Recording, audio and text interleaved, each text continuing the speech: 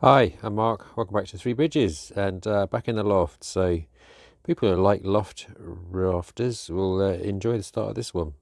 So this is the point where I got to about October 2024. So I'd put in a return loop, basically, so I could have some trains continuous running on what is effectively my Chiltern line, which goes down the side of the loft. And what I'm now thinking about is how to put in the new board that's going to go across here. So loads of different ideas in my head, various struts. Did I create an A-frame to support the three levels? So obviously with my layout, it's on three decks eventually, but at the moment this is just going to be the lower deck. And then I realized that the simplest way to build this without an awful lot of support or structures is to basically incorporate another one of these. So these are my B frames, which allows me to have the three decks. So the bottom deck, as you can see, is bolted through to it. The next deck out will bolt through here, and then finally when I get up to here, 6-7 years time, that'll bolt through. So I'm going to make two more of these. They will then go here where this board ends, so they will sort of be close up to this last strut. Okay, so there'll be another B frame there. I'll have eventually another B frame on the other side of the loft, but at the moment I don't need it. And then I'm going to basically build a large open framework board that will basically span from here where my finger is all the way across to the other side over there. So it's about, I'm gonna guess, somewhere between 3 and 4 meters long. So I can then slot that in that side.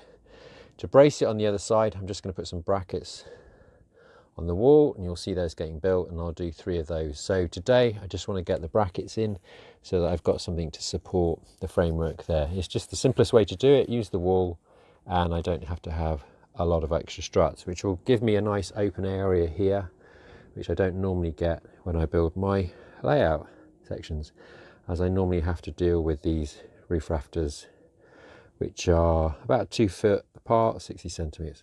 Anyway, I'll get on and you can see what I'm doing. Well, my 3 wall brackets are up, so these will hold the other side of the open framework.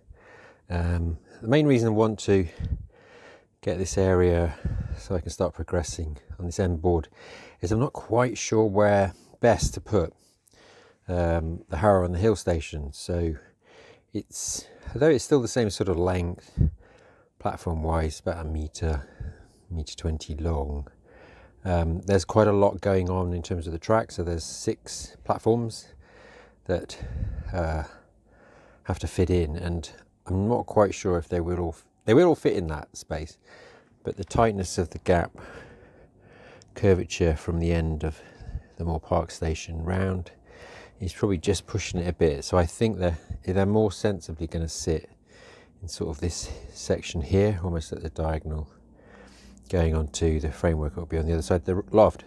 So anyway, I can get the board up and then play around with the track. It, as always with my loft, it's where the roof struts actually lie often interferes with where you'd ideally put your track. So I need to just try and work out the best way to fit around the roof struts.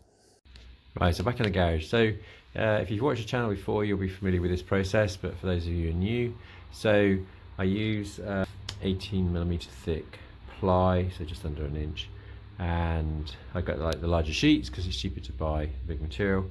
And then out of this I can get 2 of these sort of B or 8 frames, as I call them. So these are what supports the 3 decks up in the loft. So I have a template that I use that I cut every piece from, and it seems to work okay. The important bit is the spacing between the 3 decks. Okay, the support bars and sort of verticals, not too critical because they're just roughly in line with where the struts are in the loft, but they do vary a little bit, but that's sort of flexible. So I need to, from each sheet I can get 2 of these 8 frames, and then with the remainder of the material down here I'll be able to get a number of long strips that I can then use to make up the open framework.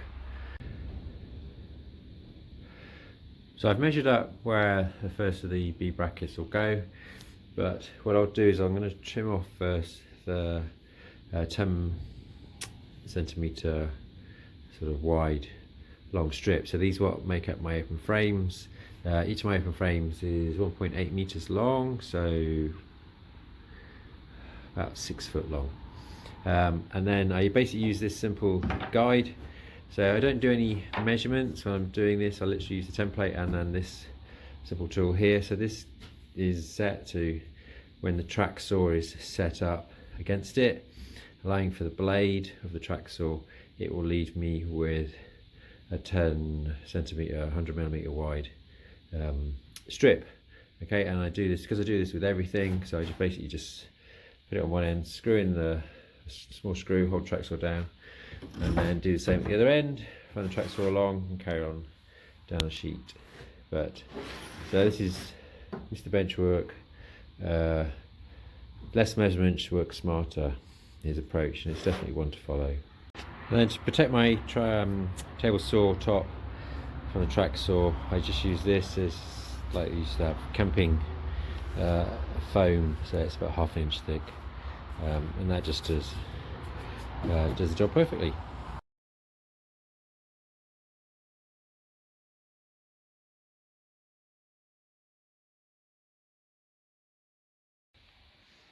So to make the frameworks, I use pocket holes. So I've got one of these, about, I don't know, 30 quid on Amazon. So, and it comes with the main drill bit, and then you get one of these long screws drives, but I've got a box set now because you tend to wear through the heads. Anyway, so I got the basic framework made. So all I need to decide now is where to put the extra struts, and obviously I know I'm going to be turning through sort of 90 degrees here, so that's the third radius one. So obviously the fourth radius will be a bit more gentler, but so I'll probably go for one about here, and then I'm going to put one across the middle, and then obviously the other one will hold on the framework of the outer edge. Alright, well I thought everything was going smoothly. I got the framework all made up and took it up to the loft, and then discovered that I can't, because this literally butts up right against the end wall. It's so tight I can't sort of drop it in, I have to sort of angle it in. So sensible thing is to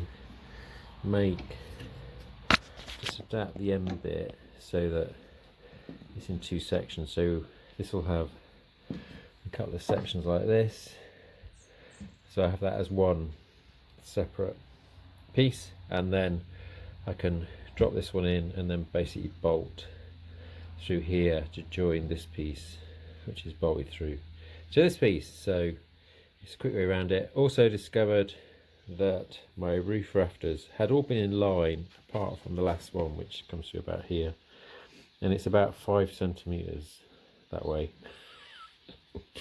So this whole thing has to move 5 centimeters that way, which means all my lovely holes are in the wrong place. So I just need to re-drill the holes again.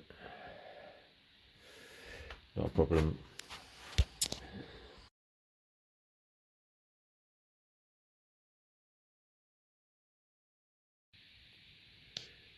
As you can see, I've got the final end frame in position.